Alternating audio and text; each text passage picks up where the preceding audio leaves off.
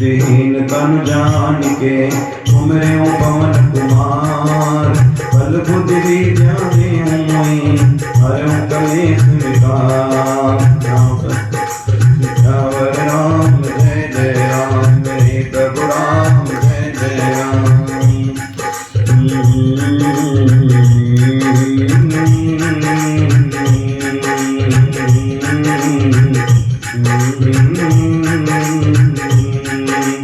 जय हनुमान ज्ञान गुण सागर जय कपीस तिहुँ लोक उजागर राम दूत अतुलित बलधामा अंजनी पुत्र पवन सुत नामा महावीर विक्रम बजरंगी सुमति निवार सुमति के संगी कंचन वरण विराज सुबेसा कानन कुंडल कुंचित केसा हाथ बज्रो ध्वजा विराजे आगे मूढ़ जनेऊ साजे शंकर सुवन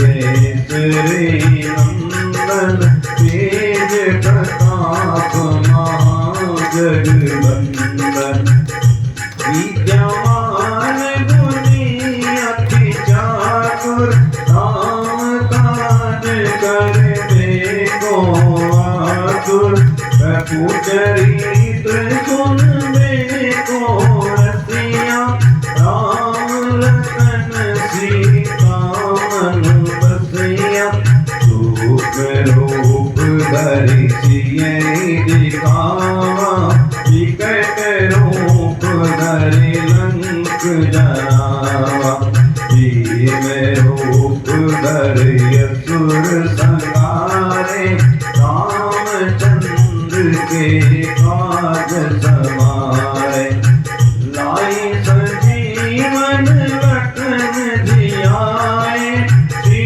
रघुवीर हरषि उर लाए रघुपति कीन्ही बहुत बड़ाई तुम मम प्रिय भरते सम भाई सहस बदन तुम्हरो जस गावे हस कहि श्रीपति कंठ लगावे सनकादिक ब्रह्मादि मुनीता नारद सारद सहित अहिता यम कुबेर दिक्पाल जाते कभी कोविद कहि सके काते तुम्हें उपकार सुग्रीव नहीं कीना राम मिलाए राजपद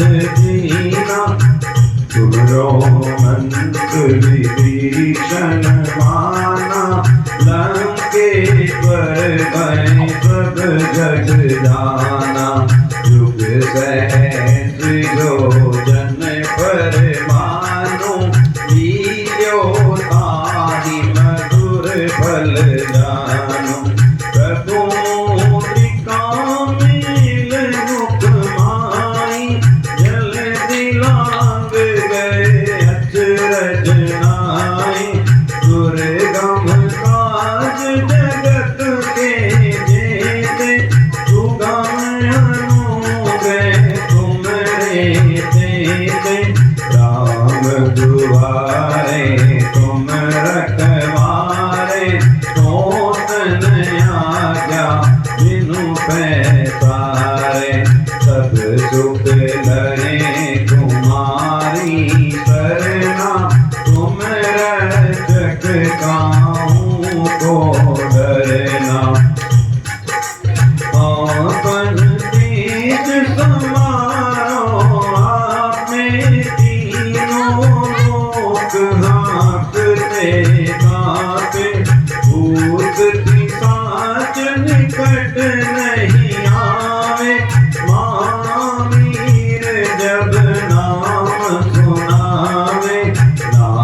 से रोग हरे सब पीरा, जपत निरंतर हनुमत वीरा। संकट ते हनुमान छुड़ावे, मन क्रम बचन ध्यान जोलावे। सब पर राम तपस्वी राजा, जिनके काज सकल तुम साजा। और मनोरथ जो कोई लावे, सोई अमित जीवन फल पावे। चारों जुग परताप तुम्हारा, चारों जुग परताप तुम्हारा। मैं प्रसिद्धि जगत उजियारा, साधु संत के तुम रखवारे। असुर निकंदन राम दुलारे, अष्ट सिद्धि नौ निधि के दाता। असवर दीन जानकी माता, राम रसायन तुमरे पासा।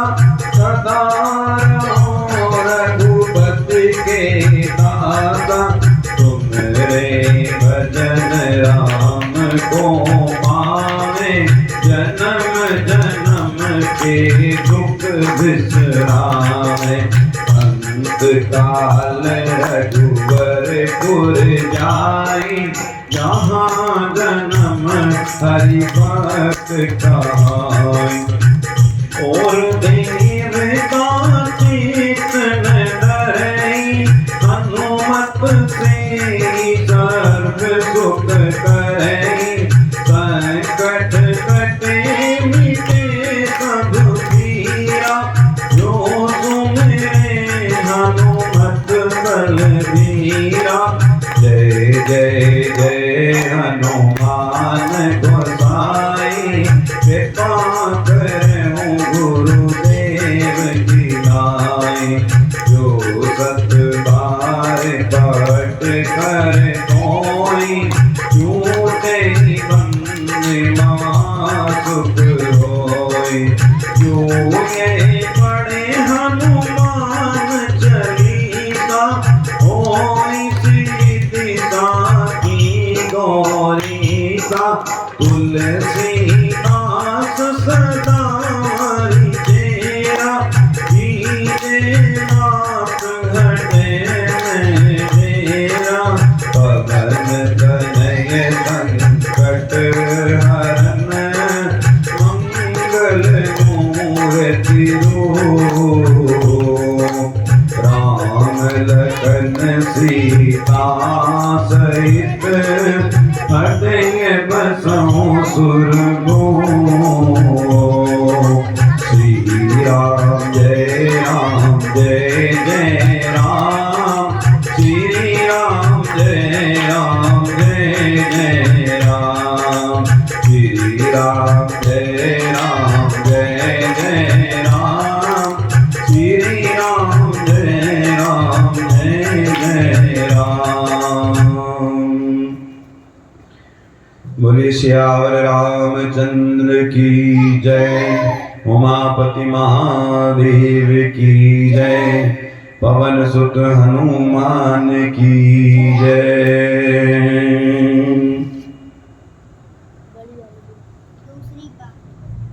आज प्रसंग में विश्वामित्र जी अपने आश्रम की ओर चलते हैं और उसके बाद अयोध्या कांड का प्रसंग शुरू होता है।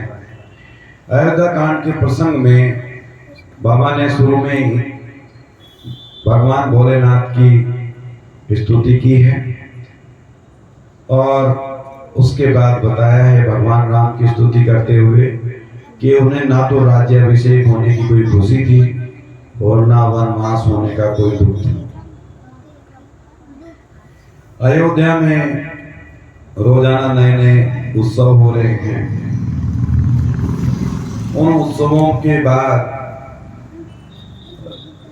राजा दशरथ ने एक बार शीशे में अपना चेहरा देखा तो देखा कि बाल सफेद हो गए हैं। तो उनकी इच्छा हुई कि श्री राम जी को उत्तराधिकारी घोषित किया दी जाए। तो जब उत्तराधिकारी घोषित करने की बात हुई, उसके बाद सभी राजसभा में जितने भी उपस्थित लोग थे सभी ने कहा कि साहब ये बहुत अच्छा आपने सोचा है। जितने भी मंत्रिमंडल था, सभासद थे, सभी ने कहा एक स्वर में कि इससे अच्छा कोई काम हो ही नहीं सकता। जिन्होंने जाकर राजा की बात महलों में बताई उनको बहुत सारा इनाम दिया गया और महलों में खुशियां मनाई जाने लगी कि भगवान राम का राज्याभिषेक होगा। परंतु विधाता को तो कुछ और ही मंजूर है। वो ईश्वर तो जो लिखवा करके आए हैं उसको लिखे हुए को कोई भी नहीं मिटा सकता। मां देवताओं को लगा कि अगर ये राज्य के कार्य में लग जाएंगे, राजा घोषित हो जाएंगे, तो फिर राक्षसों का उद्धार कौन करेगा। इन सब बातों को सोचते हुए उन्होंने अयोध्या के चारों तरफ पहरा डाला, लेकिन वहां देखा कि हर स्त्री पुरुष के हृदय में भगवान राम विराजित हैं, उसको किसी प्रकार विचलित नहीं किया जा सकता। तो बहुत कुछ ढूंढने के बाद मंत्रा एक ऐसी मिली कि जिसमें सरस्वती जी जाकर बैठ गई मंत्रा के दिल और दिमाग पर और कहा कि कैसा बधावा हो रहा है, कैसी बधाइयाँ गाई जा रही हैं। तो पता चला कि राम जी का राज्याभिषेक होने जा रहा है। तो कैकेयी जी के पास पहुंचते हैं कि आप तो दिन रात महलों में पड़ी रहती हैं, सोती रहती हैं, आपको तो कोई परवाह ही नहीं है। तो उन्होंने कहा कि ऐसी क्या बात होगी, ये तो सबसे बड़ी खुशी की बात है, राम जी का अभिषेक हो रहा है, राज्याभिषेक है, तो इसमें दुखी होने वाली जैसी कौन सी बात है। मंत्रा ने बताया कि जब राम का राज्याभिषेक हो जाएगा तो भरत को देर हो जाएगी और आपको माता कौशल्या की दासी बनकर रहना पड़ेगा। इस बात को सोचकर कैकेयी कांप उठी। कहा कि ऐसा तो मैंने सपने में भी नहीं सोचा था, परंतु विधाता को कुछ और ही मंजूर है। तो उन्होंने कहा कि इस विपत्ति से मुझे कैसे बचाया जा सकता है।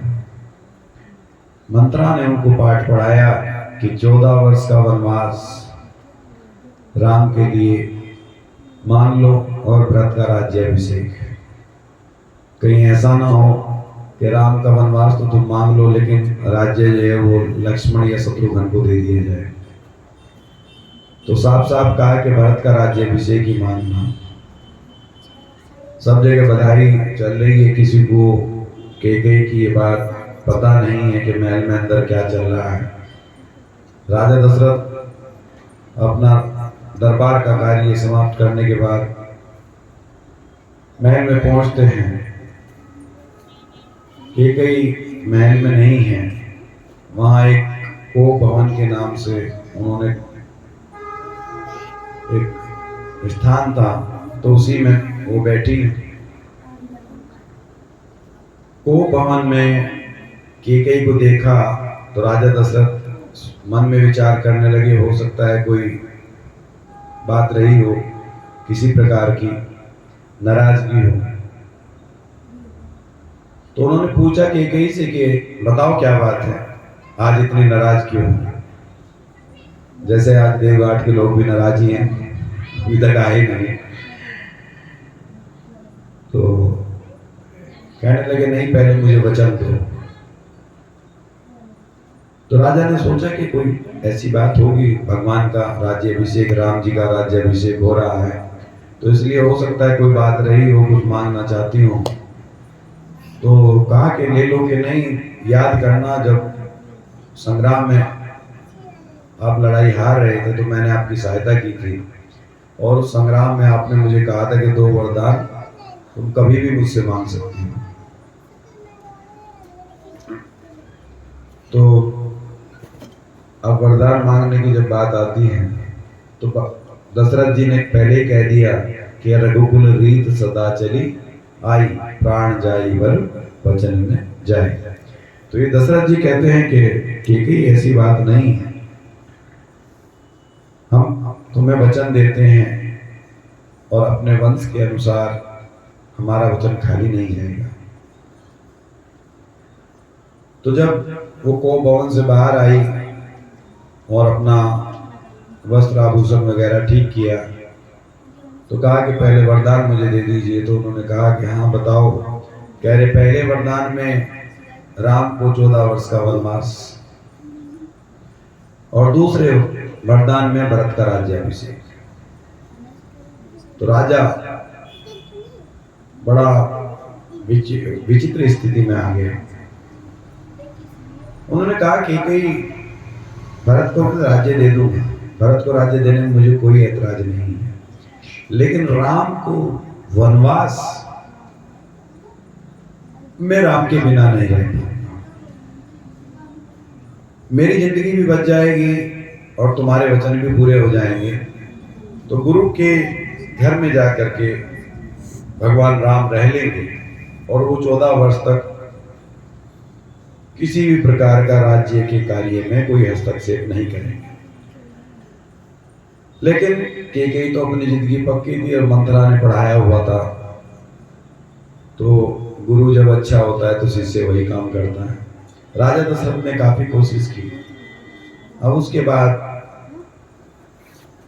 कह दिया कि अब ठीक है जो भी होगा, लेकिन जब तक मैं जिंदा रहूं तब तक तुम मुझे दर्शन मत देना। राजा रात भर राम राम राम राम करते रहे। सुबह देखा, सब जो राज्य के कर्मचारी थे सबने देखा कि क्या बात है, राजा तो पहले पहर में उठ जाते हैं रात्रि के, आज क्या बात है, क्यों नहीं उठे। तो उन्होंने सुमंत्र जी को भेजा कि सुमंत्र आप जाओ और देखो क्या बात है। तो वो महल में पहुंचते हैं सुमंत्र जी, और महल में पहुंचने के बाद देखते हैं कि राजा नीचे जमीन पर लेटे हुए हैं, राम राम रट रहे हैं। तो उन्होंने प्रणाम किया लेकिन कोई जवाब राजा ने नहीं दिया। उनसे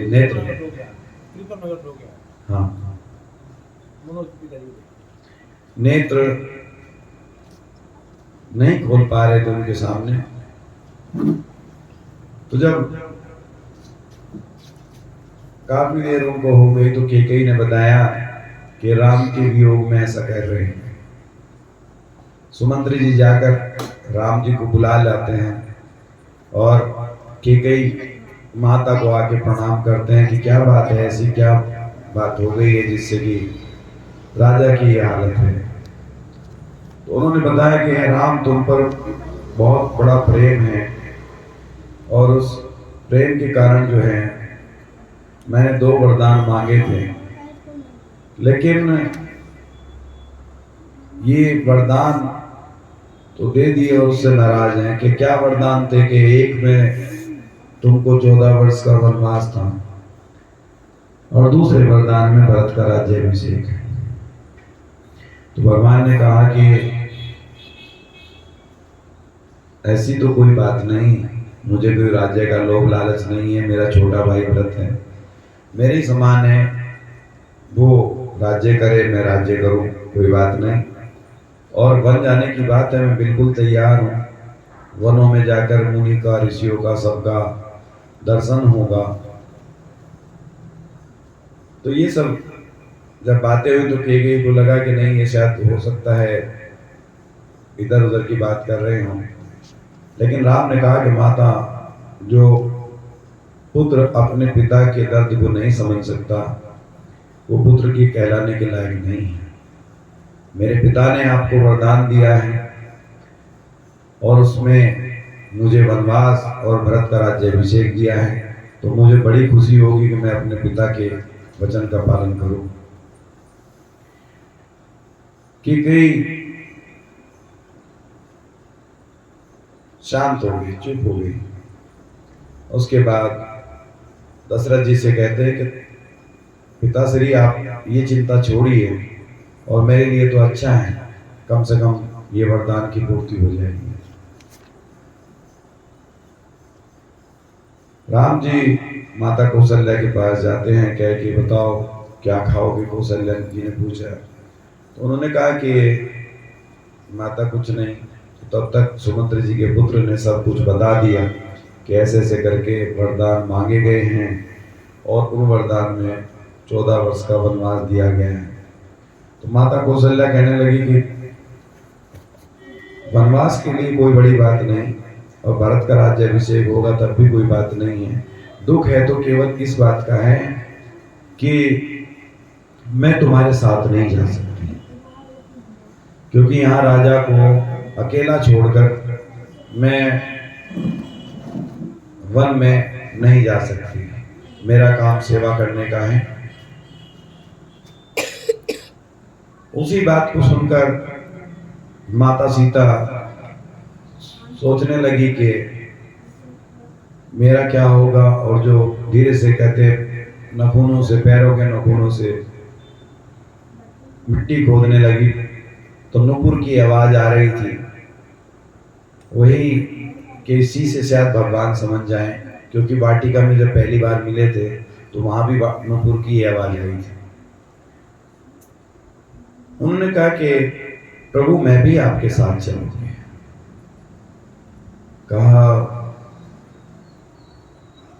तुम तो हंस की पुत्री हो और आप कैसे वन में रहोगी। कहा कि मेरी माता ने भी आपको हंस बताया था। जब आप धनुष तोड़ने के लिए जाने लगे तो तब मेरी माता ने कहा था कि देखिए इनको कोई रोक नहीं रहा है, ये हंस के बच्चे के समान है और धनुष नहीं तोड़ सकते, इतने कोमल हैं। आप भी उसी प्रकार से हैं। लेकिन प्रभु मैं तो दासी हूं और आप गृहस्थ हैं। अगर आप सन्यास के लिए जा रहे हैं तो मेरा महल में रहना उचित नहीं है। काफी समझाया तो उन्होंने कहा कि ठीक है, आप जाना अकेले चाहते हैं तो जाएं, कोई बात नहीं, लेकिन ये सोच के चलना कि मैं जीवित नहीं रह पाऊंगी इतने दिनों तक। राम जी ने जब देखा कि वाकई में सीता जी का जो प्रेम है वो बहुत भारी है, तो उन्होंने कहा कि ठीक है, तैयार हो जाओ। अब लक्ष्मण जी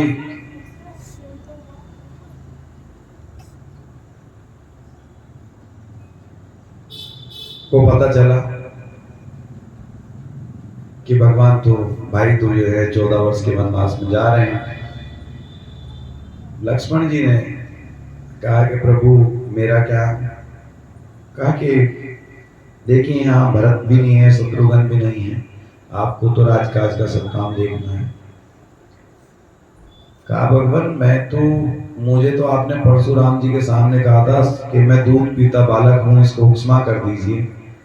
मैं तो सिवाय आपके कुछ जानता ही नहीं।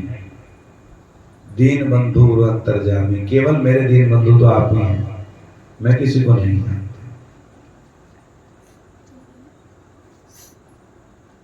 तो जब देखा कि लक्ष्मण नहीं रह पाएंगे वनवास के लिए, तो तीनों कहा लक्ष्मण से जाओ माता की आज्ञा लेकर आओ। तो गए। सुमित्रा माता का जो सबसे बड़ा जो उदाहरण दिया जाता है, हे माता भगवान के भाई के साथ में वनवास को जा रहा हूँ 14 वर्ष के लिए, आपकी आज्ञा की आवश्यकता है। तो सुमित्रा जी ने कहा कि लक्ष्मण मैं केवल तुम्हारी जन्म देने की माता हूँ, असली माता तो आपकी सीता जी है, तो मेरी आज्ञा की कोई आवश्यकता नहीं है। लेकिन बेटा, मैंने तुम्हें जन्म दिया है, इसलिए मैं ये कहूंगी कि सेवा में कोई कमी करोगे तो मेरा दूध की लाज चली जाएगी। भाई के प्रति प्रेम को दर्शाया गया है कि दूध की लाज चली जाएगी अगर आपने कोई गड़बड़ करने की कोशिश की। तो उन्होंने कहा, माता मुझे क्या करना है कि भाई और भाभी को पहले भोजन कराएंगे, उनकी चरण सेवा करेंगे, जब वो सो जाए तो उसके बाद ही आपको रहना है। सपने में भी सोचना मत कि कोई गलत बात हो। तो कहा, माता ये सपने वाली बात कैसे पूरी होगी? रात को नींद आएगी तो सपना तो आ ही जाएगा। कि नहीं, आपको सपना देखना ही नहीं, तो स्वप्न में भी कोई गलत बात मत सोच लेना। तो माता को वरदान माता ने बताया, जबकि तुम्हें सोना नहीं है, तो लक्ष्मण जी ने प्रतिज्ञा ली कि मैं 14 वर्ष तक सोऊंगा नहीं। माता के मुंह पर भी सरस्वती विराजमान थी, क्योंकि मेघनाथ को केवल वही मार सकता था जो 14 वर्ष तक निरंतर जागता रहा। मेघनाथ के बारे में ये था, वहां भी सती थी और जिसने स्त्री का मुंह ना देखा। तो लक्ष्मण जी को ये उपदेश दिया। महल में पहुंचते हैं। महल में पहुंचने के बाद राजा बहुत अनुनय विनय करते हैं, लेकिन जब नहीं होते तो मूर्छा आ जाती है राजा को। और उसके बाद जब वहां से तीनों चलते हैं तो 2 लाइन में कहा गया है, तपसी का भेष धर के भगवान चल पड़े, तपसी का भेष धर के भगवान चल पड़े, जिसने भी देखा हाल तो आंसू निकल पड़े, तपसी का भेष धर के भगवान चल पड़े। भगवान के प्रति अयोध्यावासियों का ऐसा प्रेम था। आज राजनीतिक परिप्रेक्ष्य में कुछ भी कहा जाए, लेकिन बड़े बड़े रचनाकारों ने, कवियों ने, सबने लिखा है अयोध्या में सेना की भी एक ही टुकड़ी बची थी। अयोध्यावासी साथ में सेना भी पूरी की पूरी उनके साथ हो गई कि जहां राम जाएंगे वहीं अवध अयोध्या होगी, जहां राम थे अवध निवासु, जहां पे राम जी होंगे वहीं अयोध्या रहेगा। चलते हैं। चलने के बाद रथ में बैठा लिया सुमंत्र जी को। दशरथ जी ने समझाया कि कहीं आगे घुमा करके ले आओ और या कहीं आश्रम में रख देना, लेकिन सीता जी को जरूर लेते आना।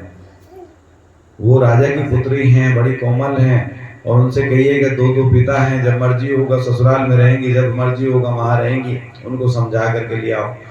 तो जब सुमंत्र जो है रथ में बैठा लेते तो पूरी अयोध्या की प्रजा जो है वो तमसा नदी है प्रतापगढ़ जिले में, तो तमसा के किनारे तक प्रथम दिन में आते हैं। और आने के बाद भगवान ने अपनी माया छोड़ी तो रात्रि में सो जाते हैं। सुमंत्र से कहते हैं कि चलो जल्दी से रथ हाँको, और रथ उस हिसाब से हाँकना ताकि कोई पहचान ना पाए कि रथ किस तरफ गया है।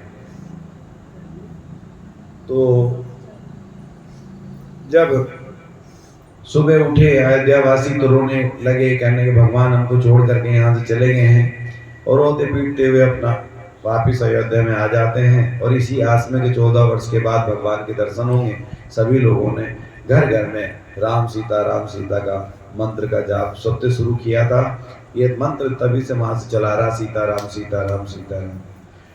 तो हमारे चित्रकूट में भी और अयोध्या में भी एक ही समानता जो सबसे बड़ी मिलती है कि सब सीताराम करते हैं वहाँ, बाकी और कोई किसी प्रकार का मंत्र का जाप नहीं करते।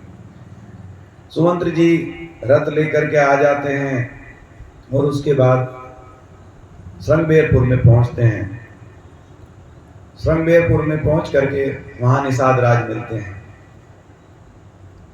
तो निषाद राज से भेंट हुई, कह रहे प्रभु चलिए महल में चलिए। तो उन्होंने कहा भाई मैं तो वनवासी, मैं महल में नहीं रह सकता। तो महल में नहीं रह सकते, जितनी भी सेवा उनसे बन पड़ी वो सब सेवा की।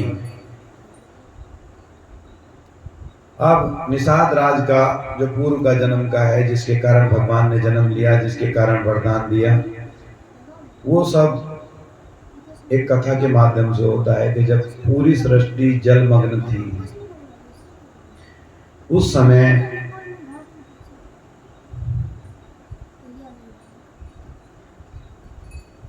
जो कछुआ था वो जाता और भगवान के चरण छूने की कोशिश करते थे। तो जब चरण छूने की उन्होंने कई बार कोशिश की, तो वो जो सर्प देवता है वो उनको पूंछ में लपेट करके बहुत दूर पटक देते थे। बहुत दिन हो गए, जैसे भगवान अभी शयन काल चल रहा है, देवोत्थानी एकादशी को भगवान विष्णु जागृत होंगे, तो ऐसे ही भगवान विष्णु जब जागृत हुए तो दूर से कछुआ देख करके रोने लग गया। कहा क्या बात है, क्यों इतना रो रहे हो? कि प्रभु मैं आपके चरण छूना चाहता हूँ, परंतु ये जो शेष नाग है मुझे पूंछ में लपेट करके बाहर फेंक देते हैं बार बार। भगवान ने कहा अच्छा, मैं राम अवतार में त्रेता में चल रहा हूँ और तब तुम चलना और श्रृंगेरपुर में मिलना घाट पे, तो चरण धोना। आज चरण छूने की बात है, लेकिन तुम वहां मिलना और चरण छूना। लक्ष्मण को चैलेंज भी कर देना कि अगर लक्ष्मण जी तीर भी मारेंगे, जब तक मैं चरण नहीं धुल लूंगा तो आपको नाव में नहीं बैठेंगे। अब बड़ा सुंदर प्रसंग है कि मांगी नाम ने केवट आना। आज हम एक रिक्शा भी करते हैं, कहते हैं स्टेशन जाना है, रिक्शा चलोगे? यहां भगवान आकर के केवट से नाव मांगते हैं। ये नहीं कहा केवट चलो हमें पल्ली तरफ उतार दो, ये नहीं कहा। यहाँ बड़ा अच्छा एक प्रसंग हमें सुनाई देता है कि हर व्यक्ति अपने व्यवसाय में लगा हुआ है, कोई छोटा नहीं है, कोई बड़ा नहीं है। वो भगवान साक्षात भगवान होकर के केवट से कह रहे मांगी नाम ने केवट आना। क्यों नहीं आ रहे थे? कहे तुम्हार मरम में जाना। हे भगवान मैं आपका मरम जानता हूँ, आपका रहस्य जानता हूँ। राम जी कहने लगे भाई कौन सा रहस्य है, क्या रहस्य आप जानते हो?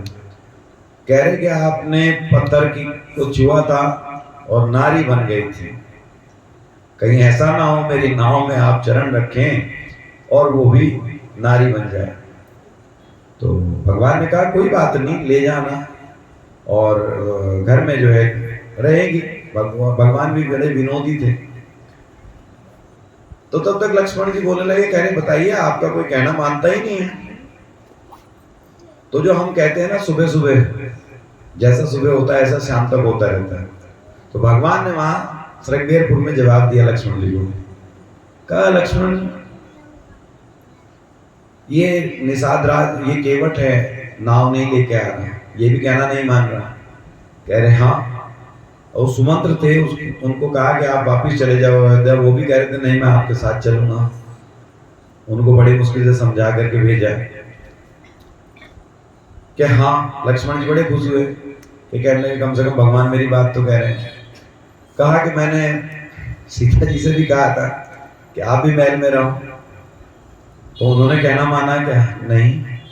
और मैंने तुमसे भी कहा था कि आप यहाँ रहो, राजा की सेवा करो, तो आपने मेरा कहना नहीं माना। कह रहे हाँ प्रभु ये तो बात है।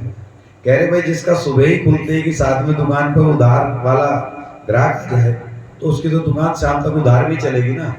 जब मेरा मुहूर्त ही अयोध्या से खत्म खराब हो चुका, जब जिसको मैं मना कर रहा था कि ना चलो मेरे साथ, ना चलो, लेकिन आप लोग माने नहीं, तो वहां चलते हैं। और खैर केवट से पूछा भाई बताओ जो उपाय बताएं आप जिससे कि आपकी नाव ना जाए और हम पार भी उतर जाए। तो केवट ने कहा कि प्रभु चरण धुलवाइए। आप देखिए पूरा जितना भी आप वेद शास्त्र वगैरह जितने भी पढ़ते हैं, भागवत महापुराण है और जगह, कहीं ऐसा प्रसंग नहीं आता कि कोई भक्त भगवान से कहे कि आप चरण धुलवाओ। बल्कि वो कहता है कि मैं आपके चरण धोना चाहता हूँ। तो कहते हैं प्रभु पार जाना है तो आप जो है चरण तो धुलवाने पड़ेंगे। तो कहा अच्छा ठीक है, चरण धुल लीजिए। तो ले आया, पानी का टबका भरी ले आवा, एक पानी लेकर के जल लेकर के आ गया है, गंगा जल में भगवान के पैरों का बार बार वो उनको धुल रहा है अच्छे से, और कहता है कि प्रभु एक टांग पे आप खड़े रहेंगे तो सिर्फ मेरे सिर पे हाथ रख लीजिए। तो फिर एक पैर रखते हैं भगवान, उसमें से निकाल के तो गंदा हो गया, दोबारा फिर करना पड़ेगा, रजनी रहनी चाहिए। तो केवट का जो प्रसंग है अपने आप में एक बड़ा विचित्र प्रसंग है। वहां आके भगवान से वो कहते हैं कि आपको अगर सहारा चाहिए तो मेरे सिर पे हाथ रख लीजिए। अपना उद्धार तो करवा रहे हैं, लेकिन दोनों बातें। अब चरण धुलने के बाद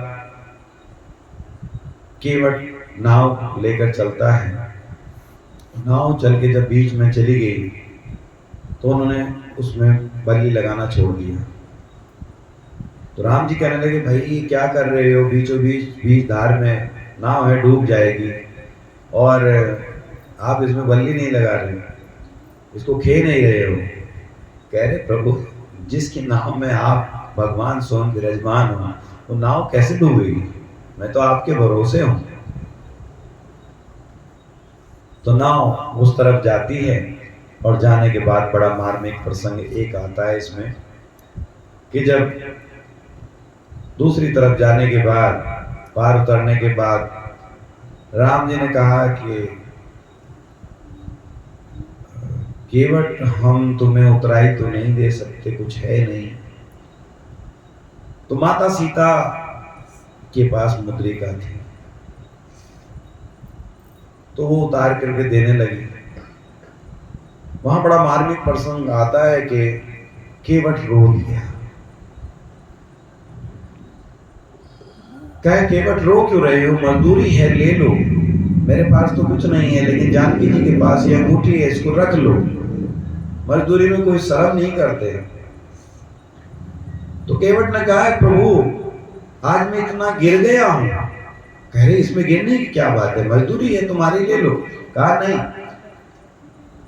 ये चरण पहले किसी ने धुले थे, ये पहले चरण आज से पहले किसी ने धुले थे, राजा जनक ने, और उन्होंने आपको सीता जी दी थी, और आज मैं आपके चरण धो करके बेटी से ये मुद्रिका ले लूं। चरण तो दामाद के धोए जाते हैं ना। सीता जी रो पड़ी, नाव वहीं छोड़ दी। कहा प्रभु ये निषाद राज और केवट दोनों अलग अलग हैं। निषाद राज वहां के राजा हैं श्रृंगेरपुर के, केवट वो है जिसको नाव से भगवान को पार उतारना था, जिसने की अवतार लिया था कच्छप से श्रृंगेरपुर में आकर के केवट के रूप में। तो कहा प्रभु तुम काहे ले जाओगे भाई, तो जहां भी होगा, मुझे परम कुटी बनानी बहुत अच्छी आती है, मैं आपके लिए कई कुटी बना दूं। तो जब देखा अच्छा चलो ठीक है चलिए। तो फिर भगवान आते हैं भारद्वाज जी के आश्रम में। भारद्वाज जी के आश्रम में अच्छे से वहाँ पे सत्कार होता है, सादर सत्कार होता है। और भगवान तीर्थराज प्रयाग से जब जाने की बात करते हैं तो आगे चल के इनके साथ भारद्वाज जी ने कुछ शिष्यों को भेज दिया है। वो उनको यमुना जी की तरफ ले गए। वाल्मीकि जी के आश्रम में पहुंचते हैं यमुना जी के पास। तो वाल्मीकि जी से जब मिलते हैं तो मिलने के बाद वाल्मीकि जी ने से कहा कि भाई बताइए मैं कहाँ रहूं। तो उन्होंने महर्षि वाल्मीकि ने एक प्रश्न किया कि प्रभु स्थान तो मैं बता दूं, लेकिन आप पहले मुझे एक सवाल का उत्तर दे दीजिए। कहा क्या, कि वो जगह बताइए जहां आप ना हो, तो मैं आपको रहने के स्थान बताऊंगा। कहा कि ऐसी तो कोई जगह नहीं है। तो भगवान से फिर मांगते हैं और कहा कि आप जो जहाँ जहाँ बसेंगे, आप जिस जिस जगह बसेंगे वो जगह, वो स्थान बताए गए। कौन कौन से स्थान उसमें बताए हैं?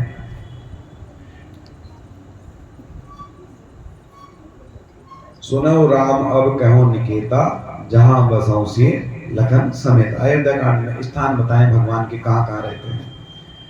जिनके श्रवण समुद्र समाना, कथा तुम्हारी सुपुत्री नाना। जिनके जो कान हैं वो समुद्र के समान है, आपकी कथा सुनते हुए कभी भी पूरे नहीं होते। जैसे समुद्र में कितना भी जल छोड़ दीजिए, तो पहला ये बताया। दूसरा क्या है? लोचन चातक जिन करी राखे, रही दरस जल दर अभिषेक। जैसे चातक जो है ऊपर की तरफ मुंह बाए रहता है, बरसात का पानी पीता है, वो बूंद उसके मुंह में पड़ जाती है, उसी के ऊपर जिंदा रहता है। चाहे 6 महीने बाद बारिश हो, चाहे साल भर बाद बारिश हो, तो वो उसी पे जिंदा रहता है केवल। तो जिनकी लगन ऐसी हो कि केवल वो आपको ही जाने, आपके भरोसे ही रहें, तो वहां रहें। निद्रे सरत सिंधु सरभारी, रूप विद जलु कोई सुकारी। जैसे चातक को जल एक बंद भूल जाता है। अब जस तुम्हार मानस विमल, हंसन जीवा जास। जिनके हमेशा जीव पर आपका नाम रहता हो, तो आप प्रभु वहां रहिए। अगला स्थान बताते हैं, प्रभु प्रसाद सुचि सुबक सुबासा, सादर जासु लेहि निकनासा। तुम्हें निवेदित भोजन करें, प्रभु प्रसाद पट भूषण धरें। देखिए हमारे यहाँ जो बताया है कि जो रसोई में प्रसाद तैयार होता है, उसका भगवान को भोग लगाया जाए। और भगवान को भोग लगाने के बारे में यहाँ वाल्मीकि जी राम जी से कह रहे हैं कि जो प्रसाद बनता है वो आपको पहले भोग लगा के ग्रहण करता है, तो आप उनके पास रहिए। इसलिए जरूर कोशिश करें, एक रोटी बनी है तो वही ले जाके भगवान के सामने रखकर हाथ जोड़ने के, प्रभु इसका प्रसाद, इसको प्रसाद आप जो है ग्रहण करें। कोशिश करें कि पूरा भोजन बन जाए, तो बनने के बाद भोग लगाने के बाद ही उसको ग्रहण करें। अगला है, शीश नाई सुर गुरु दी देखी, प्रीत करे करी विनय विशेषी। किसको? जो ब्राह्मणों के चरणों में प्रेम हो, जिसका गुरु के चरणों में प्रेम हो, उनके पास आप रहें। करे नित्य करे राम पद पूजा, राम भरोस हृदय नहीं दूजा। वो आपकी निरंतर रोजाना पूजा करते हो, निरंतर पूजा करते रहते हो, और उनको आपके अलावा किसी के ऊपर भरोसा नहीं हो। चरण राम तीरथ चली जाई, राम बसों तिनके मन माई। तो जहाँ आपकी कथा होती है या तीर्थ, वहां पर वो जाते हैं, तो उनके मन मंदिर में आप बसेंगे। मंत्र राज नित्य जपे तुम्हारा, पूजे तुम्हें सहित परिवार। तुम्हारे मंत्र को जो निरंतर जपते हो वो, और सब पूरे परिवार के साथ आपका नाम लेते हो। तर्पण होम करे विधि नाना। बहुत प्रकार से यज्ञ हवन करते हो। विप्र जेवाई दे बहुदाना। जो ब्राह्मणों को भोजन के लिए और दान देते हो, उनके मन मंदिर में आप निवास करें। तुम ते अधिक गुरु जे जाने, सकल भाई से नहीं समझना। जो तुम उसे अधिक अपने गुरु की बात मानते हो, तो उनके हृदय में आप निरंतर निवास करें। सबकरी मांगी एक फले, राम चरण रति हो, तिनके मन मंदिर बसऊं, सिय रघुनंदन दो। सबके मांगो, सब चीजों की तपस्या का एक फल मांगते हैं कि इसका फल क्या होगा, मुझे केवल राम जी की भक्ति चाहिए। तो भगवान राम की भक्ति मुझे चाहिए। जिनके ऐसे हो, तो उनके मन मंदिर में हे प्रभु आप निरंतर निवास करें। आगे कहा है, काम क्रोध मद मान न मोह। जो हमारे 5 शत्रु हैं, काम क्रोध मद लोभ मोह, ये जिसके पास ना हो, लोभ न क्षोभ न राग न द्रोह, न राग हो न लोभ हो न क्षोभ आता हो उनके। फिर जिनके कपट दम्भ नहीं माया, जिनके ना कपट हो दम्भ नहीं माया, ना माया से वो विचलित होते हो, तिनके हृदय बसों रघुराया। हे रघुनाथ जी, आप उनके हृदय में मन मंदिर में निवास करें। वाल्मीकि जी ये बता रहे हैं, सबके प्रिय सबके हितकारी। जो सबके प्रिय हों, सबके हितकारी हैं। ऐसे मनुष्य के पास आप निरंतर उनके पास निवास करें। जागत सोवत शरण तुम्हारी, जागते हैं तो भी भगवान का नाम लेके उठते हैं और सोते हैं तो भी भगवान को ही समर्पित करके सोते हैं कि प्रभु मैं आराम करना चाहता हूं, लेकिन आप अपनी शरण में मुझे रखें। तुम्हें छाड़ गति दूसरा नहीं, राम बसो दिन की मन माए। तुम्हारे अलावा जिसकी गति कहीं नहीं है, कोई गति किसी प्रकार की वो मानती नहीं है, तो उनके मन मंदिर में आप निवास करें। आगे आगे जननी समझा नहीं पर नारी, बहुत बड़ी बात कही है। आज हम लोग कहते हैं कि ये है, इस तरीके से जो चल रहा है, जननी सम जा नहीं पर नारी। जो पर नारी है वो जननी के समान है, कन्या है बेटी के समान है, देवी के समान है, माता के समान है। तो इसलिए मातृ शक्ति हम नाम से बुलाते हैं, जननी सम जा नहीं पर नारी। धन परा विस्ते विष भारी, चाहे जितना भी लोभ लालच आ जाए, कुछ भी आ जाए, मन में अहम आ जाए, काम जाग जाए, लेकिन वो उसके अपने नियम को ना छोड़े। जे हर्षे पर संपत्ति देखी, जो दूसरों की संपत्ति देकर के हर्षित होता है, हे प्रभु आप वहां निवास करें। भगवान के रहने के स्थान बताते हैं वाल्मीकि जी कि कहाँ कहाँ आप रहेंगे। जे हर्षे पर, अब ये होता है कि अरे यार इन्होंने गाड़ी ले ली और बड़ा जलन होने के, ये तो गड़बड़ हो गया, तो पता नहीं कहाँ से नंबर 2 का माल मार रहे हैं, ऊंचा मकान बना लिया, बड़ा मकान बना लिया, सब कुछ है। लेकिन सोचना चाहिए कि ये मकान किस दिन हमारे काम भी आ सकता है, ये गाड़ी हमारे साथ काम भी आ सकती है। हम बीमार हो गए तो अस्पताल तक ले जाने के लिए कम से कम पड़ोसी हमारा कम से कम काम आए। तो ऐसी सोच हमारी रहनी चाहिए, और जब आपकी ऐसी सोच होगी तो भगवान जरूर निवास करेंगे। भगवान के रहने के स्थान है। दुखी तो हुई पर विपत्ति देखी, दुखी हो जाते हैं विपत्ति देख करके, अरे भाई बहुत कष्ट हुआ, किसी के ऊपर विपत्ति आ गई, भगवान न करे, आपके पास में भगवान जल्दी ठीक करेंगे, है ना। होनिहार है, जो होनी है वो होके रहेगी, लेकिन अनहोनी कोई ना हो। बहुत विपत्ति देख करके हो जाता है। जिन्हें राम तुम प्राण प्यारे, दिल के मनसूर सदन तुम्हारे। जो तुम्हें भगवान आपको प्राणों से भी प्यारा रखते हो, आपको अपने प्राणों से भी प्यारे मानते हो, तो उनके आप मन मंदिर में निवास करो।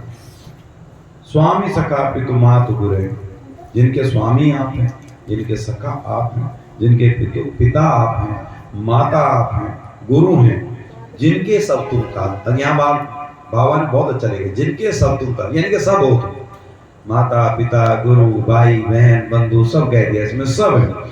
मन मंदिर तिनके बसऊं सिए सहित दो रात, दोनों भाई उनके मन मंदिर में निवास करिए। तो इतनी चीज छोड़नी पड़ेगी। एक गुण भी अगर आपके अंदर आ गया तो मान लेना कि भगवान वहां निवास करते हैं। लेकिन हमारे अंदर क्या है, जितनी जगह बताई है ना, उतने हमारे अंदर अवगुण उससे बढ़ के हो सकते हैं, उतने तो है ही हैं। अवगुण तजी सबके गुण कहेंगे, यानी कि अगर मेरे अंदर कोई गुण है, अवगुण है, तो अवगुण ना कह के, अरे एक होता है कोई बात नहीं, लेकिन गुण बहुत है उस आदमी के पास, हम सबकी बड़ाई करेंगे, बहुत अच्छे हैं, सब लोग खड़े हो जाते हैं। तो अगर हम सबकी बड़ाई करेंगे तो आपकी बड़ाई जरूर होगी। अगर आप करके देख लीजिए, सबकी बुराई करिए तो आपकी बुराई भी पीछे जरूर होगी। तो अवगुण तज सबके गुण कहीं, विप्र देव हित संकट सही। ब्राह्मण के लिए और धेनु गाय के लिए, उनके लिए वो संकट भी सह लेते हैं। तो उनके मन मंदिर में आप निवास करें। नीति निपुण जिन कई जग लीका, घर तुम्हार तिन कर मनो निका। कौन? जो नीति के निपुण हैं और जो आपकी हर बात को मानने वाले हैं, जिनका घर भी जो मन मंदिर है, जहाँ पूजा होती है आपके, और तुम्हारे गुण तुम्हार समझे ही निज दोषा। तो जो आपके केवल गुण हैं उनको उन्हीं को फॉलो करते हैं। तेई गुरु बसऊं सहित बैठे, उनके मन मंदिर में आप माता सीता के साथ निवास करें। जाति पाति धन धर्म बढ़ाए, अब यहाँ ये भी आ गया, जाति पाति धन धर्म और बढ़ाई। प्रिय परिवार सदन सुखदाई, सब तजी तुम्हें रही उड़लाई ते के हृदय बसे हो गया। ये सब चीज छोड़ करके, जाति पाति धन धाम जो भी है, सब चीज छोड़ करके जो रहता है, जो भगवान की शरणागत रहता है, तो उनके मन मंदिर में आप निवास करें। स्वर्ग नरक अपवर्ग समाना, स्वर्ग और नरक एक समान मान के भगवान की इच्छा का विरोध ना करें। जहते दे के दर्द अनुमाना, जहां भी देखे, स्वर्ग में भी नरक में भी आपको धनुष बाण के समेत वो दर्शन करें, तो उनके मन मंदिर में आप निवास करें। करम वचन मन राउर चेरा, राम करऊं ते के उर डेरा। जो मन वचन कर्म से आपका हो, उनके मन मंदिर में आप निवास करें। तो आज की जो कथा है केवट का प्रसंग, कि उन्होंने जन्म लिया था और भगवान तो हर हाल में आकर के पूरा करते हैं। आप लोग बाद में हैं, तो केवट जो रहा है कोई साधारण मनुष्य नहीं है। निषाद राज और केवट दोनों अलग अलग हैं। और केवट जो रहा है वो कछुआ था, तो जब प्रलय काल पूरा था तो उस टाइम पे जाता भगवान के चरण छूता था, तो शेषनाग जी उसको पुकार के भगा दिया करते थे। तो जब रोते हुए उसको देखा तो उनको वरदान दिया कि चलो मैं त्रेता में आ रहा हूँ और ये शेषनाग खड़े खड़े देखेंगे और आप मेरे चरण छूना नहीं बल्कि चरण धुलना। तो केवट कोई साधारण चीज नहीं है। और चित्रकूट तक उनके भगवान के साथ में गए हैं प्रयागराज से होते हुए। आज हम सब लोगों का सौभाग्य है कि आज के प्रसंग में भगवान प्रयागराज आए, भारद्वाज जी के आश्रम में आए। 2 मिनट का हरि नाम संकीर्तन, उसके बाद आरती। सीताराम।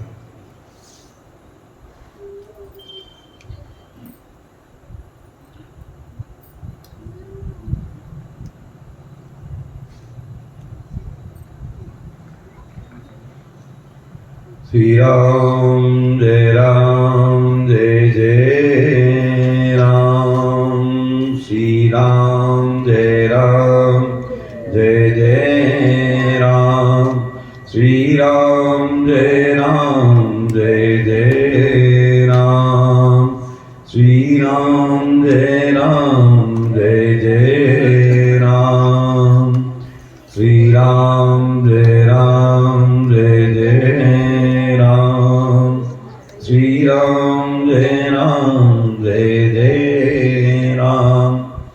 कथा तो राम जी की हो रही है, लेकिन पता नहीं आज मन में भाव हुआ। हमने कहा सबको कह दिया जाएगा कि आज प्रार्थना करें भगवान से जो भागवत अच्छा कथाकार मिल जाए तो अगली बार भागवत हो।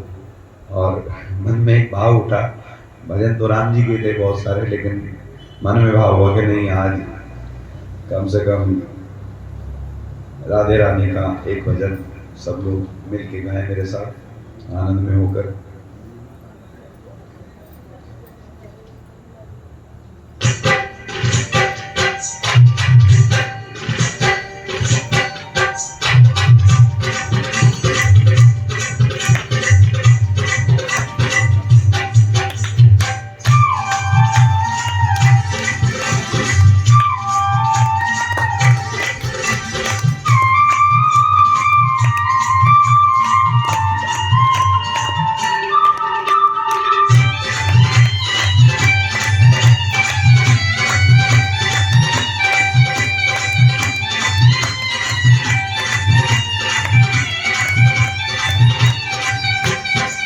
राधे राधे राधे राधे राधे राधे राधे राधे।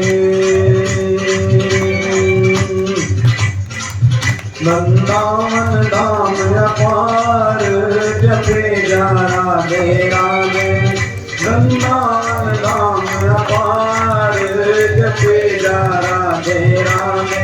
राधा सब वेदों का पार जपे जा राधे राधे, जपे जा राधे राधे, बजे जा राधे राधे, जपे जा राधे राधे, बची जा राधे राधे।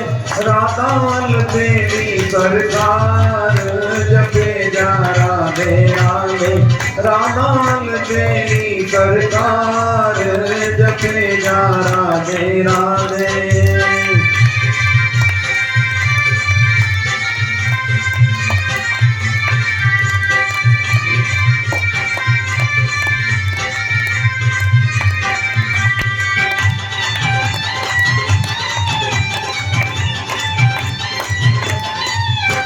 जो राधा राधा गावे वो प्रेम पदार्थ पावे। जो राधा राधा गावे वो प्रेम पदार्थ पावे।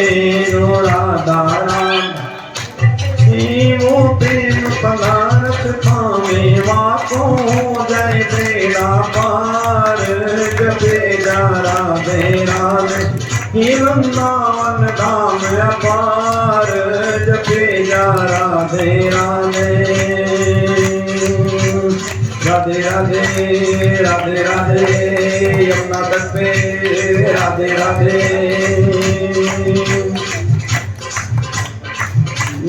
राधे राधे वृंदावन में राधे राधे राधे। राधा वल्लभी सरकार जपे जा राधे राधे।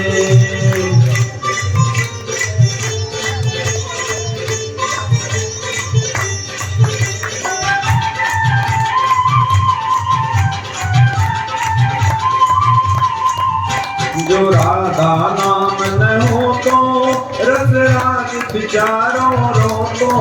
जो राधा नाम न हो तो रस राग विचारों रोको। नहीं हो तो कृष्ण अवतार जपे जा राधे राधे। वृंदावन धाम अपार जपे जा राधे राधे।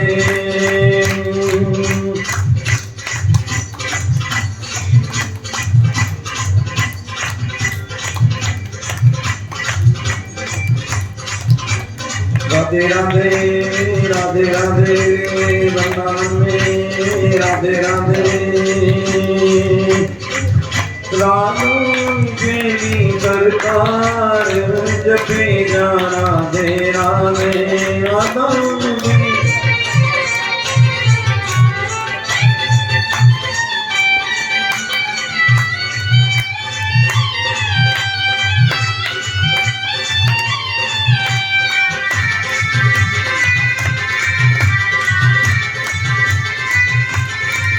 ये वृंदावन की लीला मत समझो गुड़ का ढीला।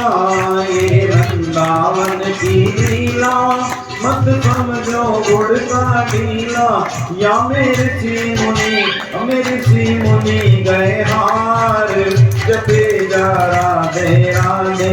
या मेरे ऋषि मुनि गए हार जपे जा राधे राधे। वृंदावन धाम अपार जपे जा राधे राधे। वृंदावन धाम अपार जपे जा राधे राधे। मान गली में राधे राधे मान गली में राधे राधे। वृंदावन में राधे राधे वृंदावन में।